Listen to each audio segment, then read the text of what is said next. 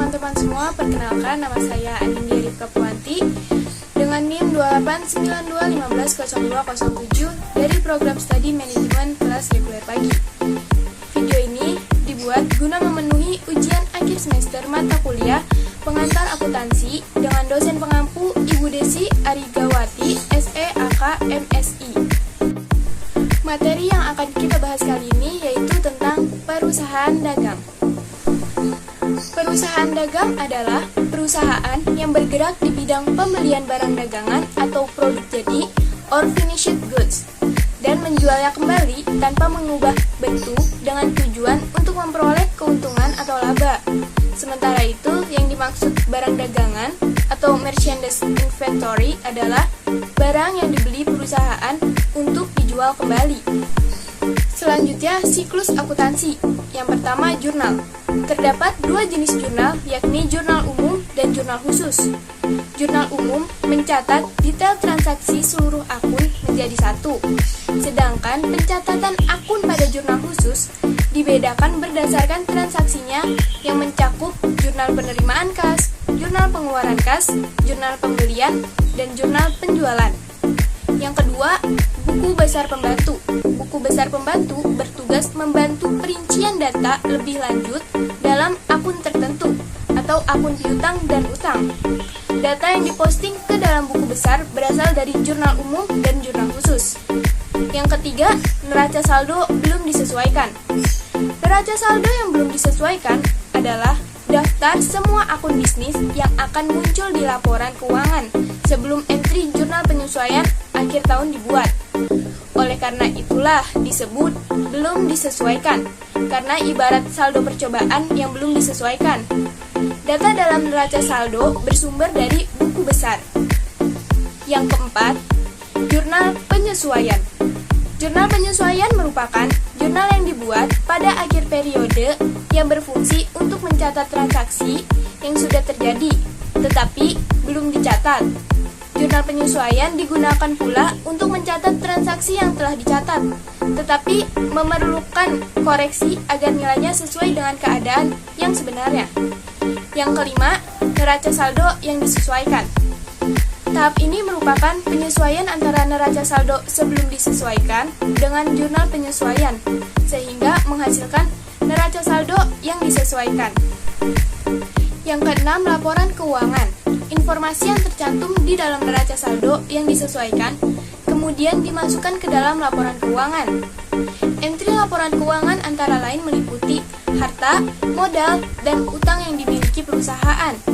Hasil laporan keuangan akan memberikan informasi mengenai kekuatan dan posisi keuangan perusahaan.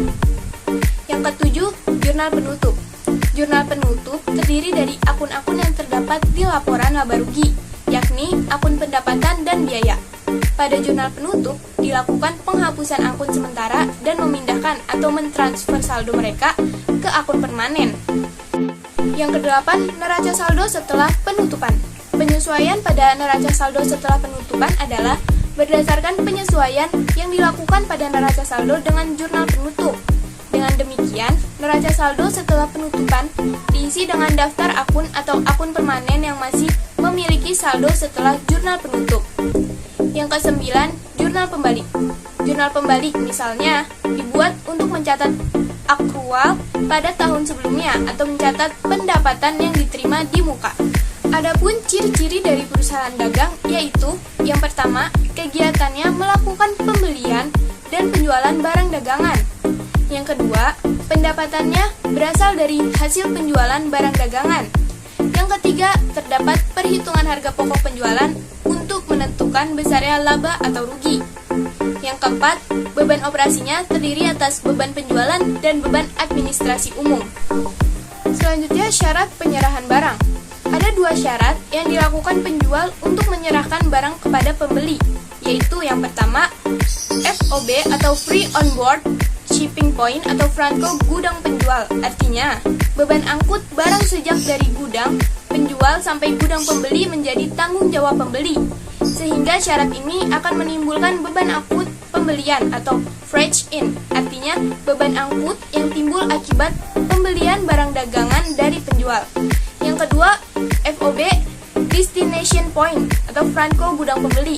Artinya, beban angkut barang sejak dari gudang penjual sampai gudang pembeli menjadi tanggung jawab penjual, sehingga akan menimbulkan beban angkut penjualan atau freight out. Artinya, beban angkut yang ditimbulkan akibat penjualan barang dagangan kepada pembeli. Syarat pembayaran barang. Yang pertama, tunai atau kontan. Artinya, pembayaran dilakukan saat terjadi transaksi, baik secara langsung maupun dengan cek atau giro billiet. Yang kedua, N/30. N adalah singkatan dari neto. Artinya, pembayaran dilakukan paling lambat 30 hari setelah terjadinya transaksi. Yang ketiga, N/EOM atau end of month. Artinya, pembayaran dilakukan paling lambat akhir bulan. Yang keempat, N/10 EOM. Artinya, pembayaran dilakukan paling lambat 10 hari setelah akhir bulan. Yang kelima, 2/10 N/30. Artinya, bila pembayaran dilakukan dalam jangka waktu kurang atau sama dengan 10 hari setelah tanggal transaksi, terdapat potongan 2% jangka waktu kredit 30 hari. Akun-akun khusus pada perusahaan dagang. Yang pertama, akun pembelian barang. Adalah akun yang digunakan untuk membeli barang dagangan baik secara tunai maupun kredit. Jika pembeliannya kredit, akan menimbulkan utang dagang. Yang kedua, akun penjualan barang. Adalah akun yang digunakan untuk menjual barang dagangan baik secara tunai maupun kredit. Jika penjualannya secara kredit, maka menimbulkan piutang dagang. Yang ketiga, akun retur pembelian dan pengurangan harga. Adalah akun yang timbul karena pengembalian sebagian barang yang telah diberi kepada penjual karena rusak atau tidak sesuai pesanan. Yang keempat, akun retur penjualan dan pengurangan harga. Adalah akun yang timbul karena menerima kembali sebagian barang yang telah dijual dan pembeli karena rusak atau tidak sesuai pesanan. Yang kelima, akun utang dagang. Akun yang terjadi karena membeli barang dagangan atau aktiva lain secara kredit dan melunasi kewajiban atas pembelian secara kredit. Yang keenam, akun piutang dagang. Adalah akun yang digunakan untuk menjual barang dagangan secara kredit dan menerima pelunasan piutang atas penjualan secara kredit. Yang ketujuh, akun potongan pembelian. Akun yang digunakan untuk mencatat potongan yang diterima pembeli karena melunasi utang dalam masa potongan. Yang ke-8, akun potongan penjualan. Adalah akun yang digunakan untuk mencatat potongan yang diberikan penjual karena menerima pelunasan piutang dalam masa potongan. Yang ke-9, akun beban angkut pembelian. Adalah akun yang timbul karena pembayaran beban angkut barang dagangan yang ditanggung pembeli. Yang terakhir, akun beban angkut penjualan. Adalah akun yang timbul karena pembayaran beban angkut barang dagangan yang ditanggung penjual. Metode pencatatan persediaan barang dagangan. Ada dua metode pencatatan, yaitu yang pertama, metode fisik atau periodik. Metode fisik artinya pencatatan yang berkaitan dengan persediaan barang dagangan yang tidak dilakukan secara kontinu, sehingga persediaan barang dagangan akhir dihitung secara fisik yang ada di gudang. Yang kedua, metode perpetual atau terus-menerus. Metode perpetual artinya pencatatan yang berkaitan dengan persediaan barang dagangan yang dilakukan secara kontinu, sehingga bila terjadi pembelian akan menambah persediaan barang dagangan dan bila terjadi penjualan akan mengurangi persediaan barang dagangan. Terakhir yang akan kita bahas yaitu contoh pencatatan persediaan barang dagangan baik secara metode periodik maupun metode perpetual. Pertama yang akan kita bahas yaitu contoh metode periodik. Transaksi yang terjadi pada PD Permata Indah selama bulan Mei 2018 yaitu pada tanggal 1 dibeli barang dagangan sebesar 700.000 secara kredit. Pada tanggal 5 dibayar sewa gedung sebesar 600.000. Pada tanggal 9 dijual barang dagangan kepada PT Sinaraja senilai 500.000 dengan termin 1/15 N/30. Pada tanggal 14, dijual barang dagangan kepada Tuan Albert senilai Rp450.000 dengan termin 1/20 N/30. Pada tanggal 16, dijual barang dagangan secara tunai sebesar Rp200.000. Pada tanggal 19, diterima kembali sebagian barang dagangan yang dibeli oleh Tuan Albert seharga Rp55.000. Pada tanggal 21, dibayar biaya penggunaan listrik sebesar Rp275.000. Pada tanggal 25, diterima pembayaran secara penuh dari PT Singaraja untuk barang dagangan yang dijual pada tanggal 9 Mei. Pada tanggal 28, Tuan Redi mengambil uang sebesar Rp430.000 untuk biaya jalan-jalan. Pada tanggal 29, diterima pembayaran secara penuh dari Tuan Albert untuk barang dagangan yang dijual pada tanggal 14 Mei. Dan terakhir, pada tanggal 31, dibayar gaji pegawai sebesar Rp1.200.000. Maka, jurnal umumnya adalah pada tanggal 1, pembelian terhadap utang dagang. Pembelian didebit sebesar Rp700.000, utang dagang dikredit sebesar Rp700.000. Tanggal 5, beban sewa terhadap kas. Beban sewa sebesar Rp600.000 didebit, kas sebesar Rp600.000 dikredit. Tanggal 9, piutang dagang terhadap penjualan. Piutang dagang didebit sebesar Rp500.000, penjualan dikredit sebesar Rp500.000. Pada tanggal 14, piutang dagang terhadap penjualan. Piutang dagang sebesar Rp450.000 didebit, penjualan sebesar Rp450.000 dikredit. Tanggal 16, kas terhadap penjualan. Kas sebesar Rp200.000 didebit, penjualan sebesar Rp200.000 dikredit. 19, retur penjualan dan PH terhadap piutang dagang. Retur penjualan dan PH didebit sebesar Rp55.000, piutang dagang dikredit sebesar Rp55.000. Pada tanggal 21, beban listrik terhadap kas. Beban listrik sebesar Rp275.000 didebit, kas sebesar Rp275.000 dikredit. Pada tanggal 25, kas dan potongan penjualan terhadap piutang dagang.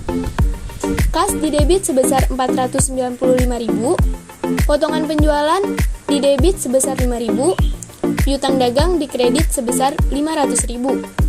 Pada tanggal 28, prive terhadap kas. Prive didebit sebesar Rp430.000, kas dikredit sebesar Rp430.000. Tanggal 29, kas dan potongan penjualan terhadap piutang dagang. Kas sebesar Rp391.50